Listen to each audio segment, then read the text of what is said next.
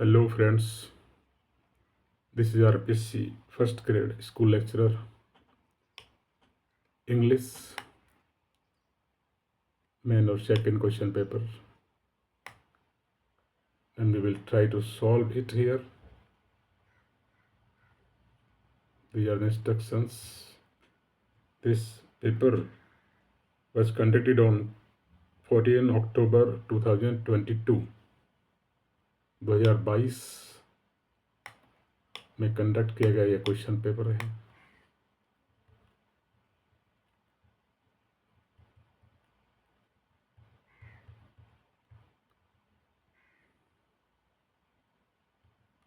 And here,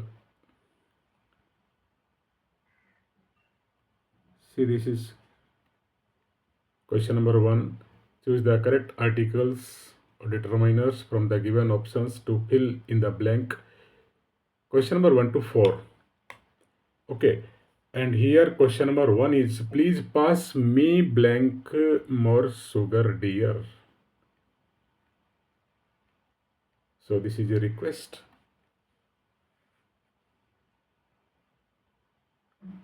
Please pass me sugar, and sugar is uncountable.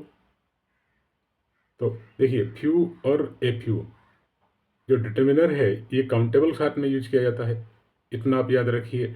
Any है तो वो negative और इंटरगेटिव। सो एक ही ऑप्शन बचता है, that is some. Clear? Please pass me some more sugar dear. कहीं कोई डाउट नहीं, this is very simple question. इतना याद रखिए कि फ्यू और एफ्यू काउंटेबल के लिए से पहले यूज किया जाता है। काउंटेबल जो नाउन है उसके बाद में एनी बचता है, एनी नेगेटिव और इंटरगेटिव। उसके बाद एक ही बचता है, that is option 2, some. Next question number 2. Blank grain they had was destroyed by the flood. Very easy question. Now, first see grain. Grain means uncountable. Clear? अब लिटिल, ए लिटिल और the little, तीन ही option आपके पास बचते हैं। Clear? So little means negative, ना के बराबर। अ लिटिल मीन्स थोड़ा, and the little means, the means विशेष, जो कुछ थोड़ा वो सब। वो सब was destroy by the flood, बाढ़ के द्वारा नष्ट कर दिया गया। थोड़ा किंतु सब के सेंस में friends B use the little. Clear? Means थोड़ा किंतु सब, विशेष के लिए द यूज करते हैं, article the. So the little grain they had, जो कुछ थोड़ा सा ग्रेन उनके पास में था, had they had was destroyed by the flood. So right option the little. Now see question number 3. And question number 3 is, he said he was blank employee of blank Pawan Gas Company.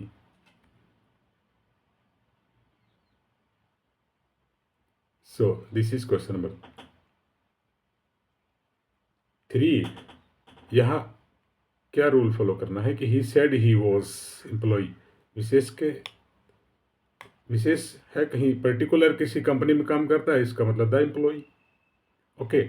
अब gas company बहुत gas company हो सकती है, लेकिन यहाँ पर particular किसी विशेष company की बात हो कर रहा है, Pavan gas company. So the Pavan gas company. ठीक है। So option second, he said he was the employee of the Pavan gas company. Now question number 4. I will not sanction you blank loan this year.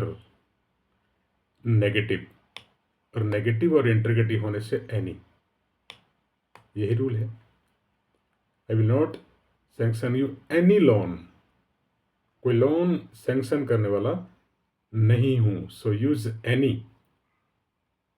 Clear? Little है तो वो negative meaning देता है, और uncountable noun से पहले use होता है। फ्यू भी नेगेटिव है, लेकिन काउंटेबल नाउन से पहले यूज होता है। सम मीन्स लाइक अ फ्यू, थोड़ा कुछ। Now see question number 5. Words beginning with a silent letter H require. देखिए फ्रेंड, जैसे our, honor, ये जो वर्ड्स हैं सभी में जो H है वो साइलेंट रहता है और S के बाद में O आता है, दैट इज वोवल. सो और वोवल से पहले आप N यूज करते हैं. So option second. This is also very easy question. Clear. Now next question number 6. Fill in the blanks. Fill in the blanks with correct tense form. Tense form भरने के लिए you have to know the time adverbs. Total जो tense है, सभी tense की time adverbs होती हैं, वो आपको आनी चाहिए. Here question number 6 to 10. Okay, let us see. कोशिश करते हैं. He blank for 5 weeks when they had to summon the doctor. This is question number 6.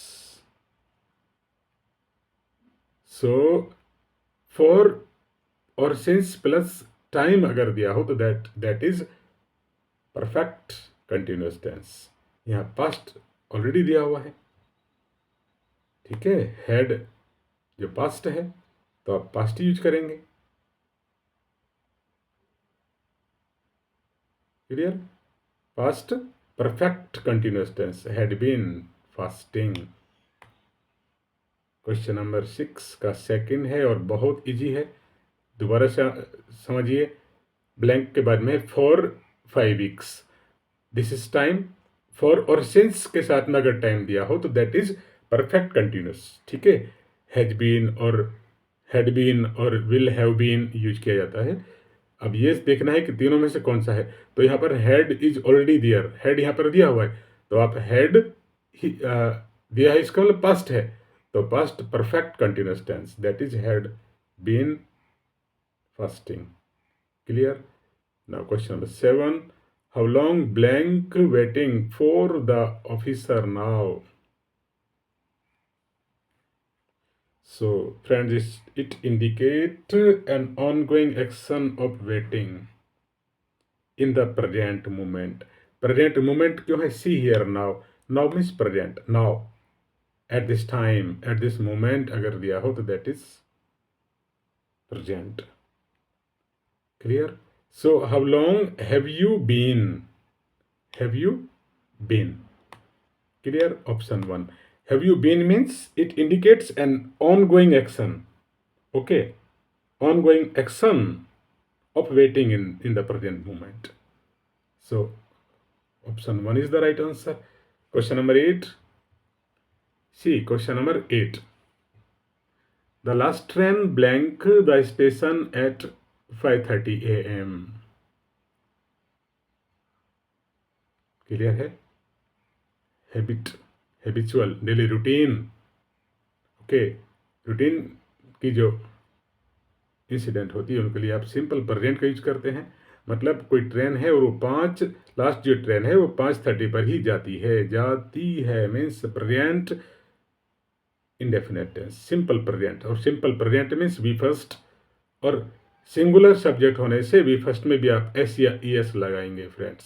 So option 1 is the right answer. This is also a very simple question. Now question number 9. Question number 9 here. He used to visit us every week. Okay. But he rarely. Used to means repeated action in the past. Model है और repeated action in the past. Past में कोई action बार बार होता है उसको बताने के लिए use to. Visit us every week मतलब हर सप्ताह वो हमें विजिट करता था. लेकिन बट ही रेयरली, तो रेयरली फ्रेंड्स सिंपल प्रेजेंट का टाइम एडवर्ब है. ठीक है. Rarely, occasionally, usually, daily, everyday, seldom. तो ही सिंगुलर है तो आप क्या लगाएंगे? S. Clear. This is also very easy question. So he rarely comes now. अब वो कभी कभी आता है मतलब बहुत कम आता है. ठीक है. क्यों यहाँ पर हमने एस लगा दिया? क्योंकि सब्जेक्ट हमारा ही है, वो सिंगुलर है, तो एस लगाना पड़ेगा, क्योंकि सिंपल प्रेजेंट टेंस है। और सिंपल प्रेजेंट टेंस क्यों है? ही रेयरली, रेयरली दिया हुआ है और नाउ भी दिया हुआ है। Clear? Now see question number 10, if you blank a little longer you might have caught the last bus. This is conditional sentence. See here, result clause देखिए, माइट भी दिया हुआ है भी दिया हुआ है, और वी थर्ड भी दिया हुआ है। इट मीन्स ये third kind of conditional sentence friend, ठीक है ना। फर्स्ट में यहाँ प्रेजेंट होता है इफ क्लोज में, सेकंड में जो इफ क्लोज है वो सिंपल पास्ट होता है, और थर्ड जो टाइप है उसमें हेड प्लस वी थर्ड, और हेड प्लस वी थर्ड एक ही ऑप्शन में है, that is option 2। I hope you do not have any doubt. If you had waited a little longer, you might have caught the last bus. Clear? So again, the question is very simple. Now see, question number 11. Change the following sentences as directed. Question 11 to 15. And here question number 11 is, I never asked you to do it. Change it into interrogative. I never asked. See कैसे change करेंगे? Asked को देखिए, ask means V two means simple past. Okay, अब interrogative change करना है, प्रश्नवाचक बनाना है, तो डिड यूज करते हैं, और डिड के साथ में हमेशा वी फर्स्ट यूज होता है फ्रेंड्स। तो उस केस में सिर्फ एक ही ऑप्शन बनता है, and that is option third. Clear? दोबारा समझिए, I never asked you to do it. Asked means V two means simple past, और सिंपल पास्ट का नेगेटिव इंटरगेटिव मीन्स डिड से आप सेंटेंस यूज करेंगे, ठीक है, और डिड के साथ में हमेशा V first. So did I ever, never को एवर में चेंज कीजिए, did I ever ask you to do it. Clear? Now come to question number 12, nothing succeeds like success. Succeed verb है, सक्सेस नाउन है, आपने interrogative बनाना है, और succeeds S लगा है, इसमें सिंपल प्रेजेंट टेंस को पहचानने के बारे में आप आराम से सॉल्व कर सकते हैं। और सिंपल प्रेजेंट का नेगेटिव और इंटरगेटिव जो है वहाँ डू और डज यूज करना है आपने, ठीक है। तो यहाँ पर does, does anything, anything singular है, so does anything succeed like success, ठीक है। बाकी ऑप्शन में यहाँ इज है तो इज हो नहीं सकता, डू हो नहीं सकता, और क्यों नहीं हो सकता? देखिए एस लगा हुआ है, यहाँ पर भी एस लगा हुआ है, तो ये दोनों ऑप्शन रॉन्ग ऑप्शन है, ठीक है। इस तरह से आप इनको सॉल्व कर सकते हैं। डज और डू लगने से वर्ब का एस और ई एस हट जाता है। Third, now question number 13, question number 13,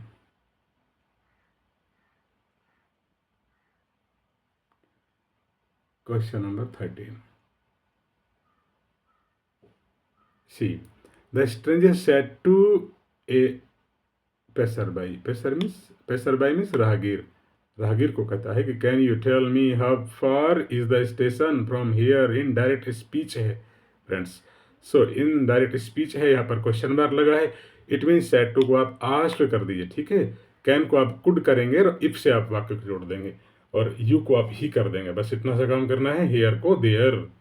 clear? अभी इजी हो गया। So see option second, the stranger asked a passerby if he could. Can को आप कुड करेंगे, यू को ही बनाएंगे, tell him how far the station was, is को was कर दीजिए there. So here option 2 is the right answer.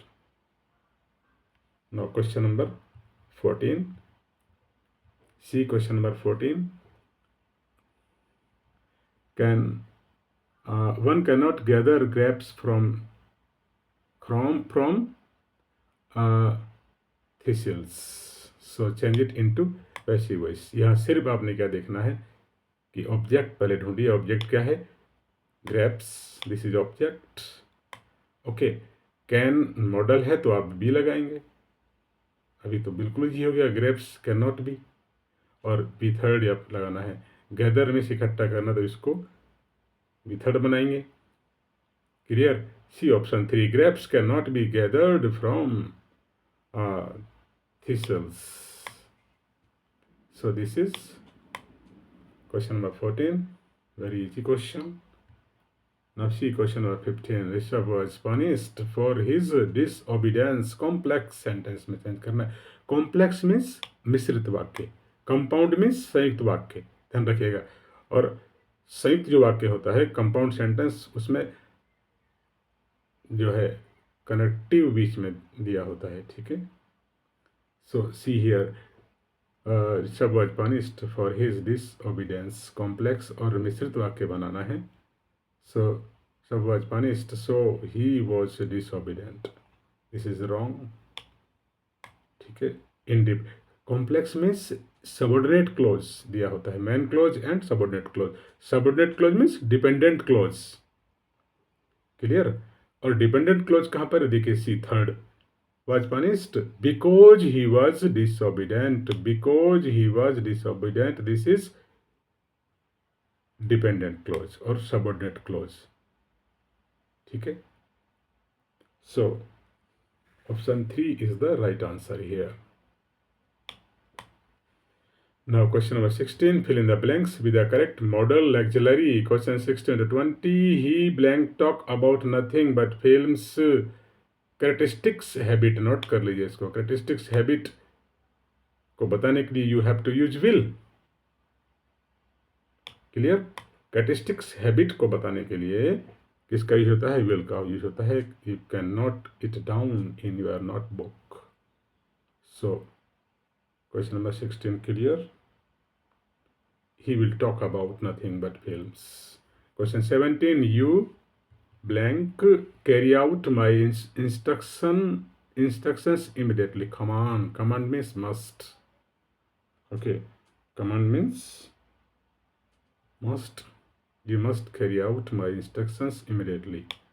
Now 18. I blank not take such a risk. Take a challenge means dare. Okay, take a challenge means dare. So 18 का 3. I dare not take such a risk. Dare means साहस करना. Now see question number 19.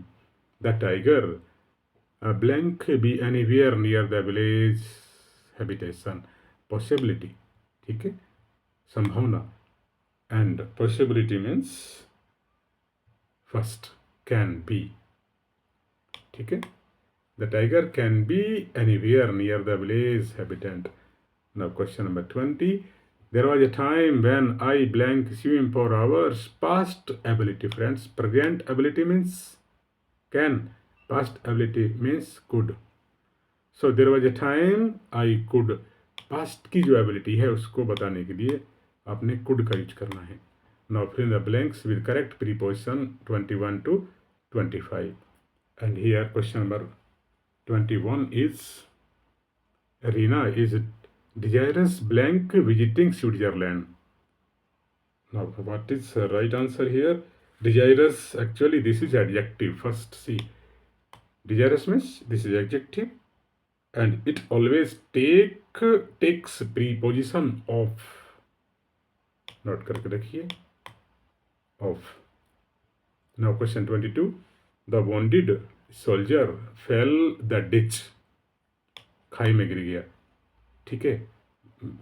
जब moment अगर है तो into. Clear. Moment के लिए into. Frog jumped into river, तो मोमेंट है, fail into. Now question 23. The British conquered India because the Indian princess quarreled themselves. अब quarreled आपस में झगड़ा करते थे. ठीक है. और प्रिंसेस ये मोर देन 2 होने से among. More than 2 means among, आपस में झगड़ा करते थे. बिटवीन 2 के लिए, more than 2 among. Question 24. The environment in this school is conducive blank learning. कंडेसिव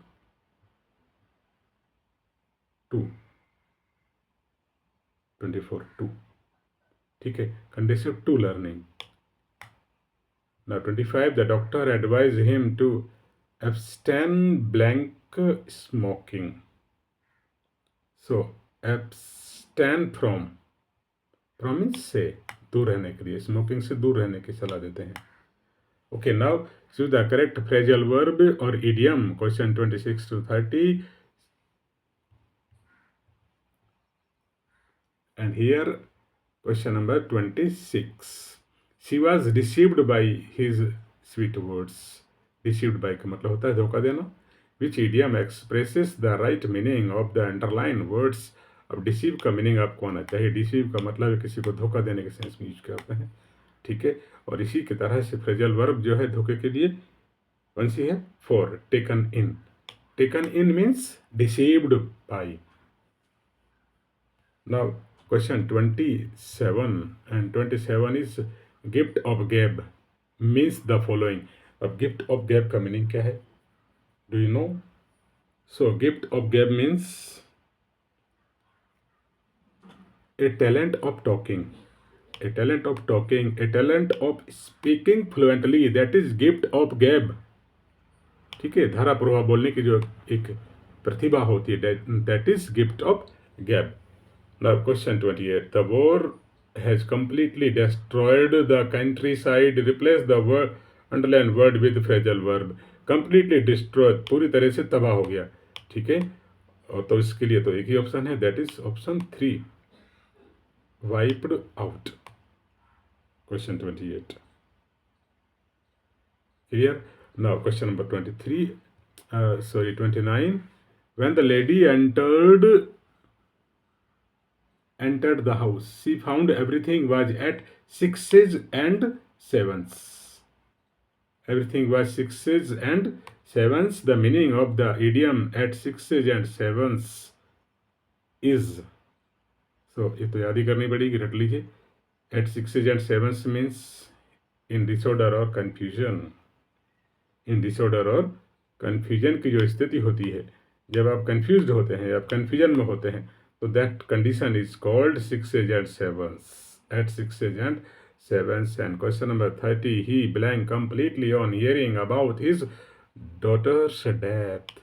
बेटी की मृत्यु की खबर को सुनकर वो पूरी तरह से क्या हो जाता है? टूट गया. टूट गया मीन्स ब्रोक डाउन.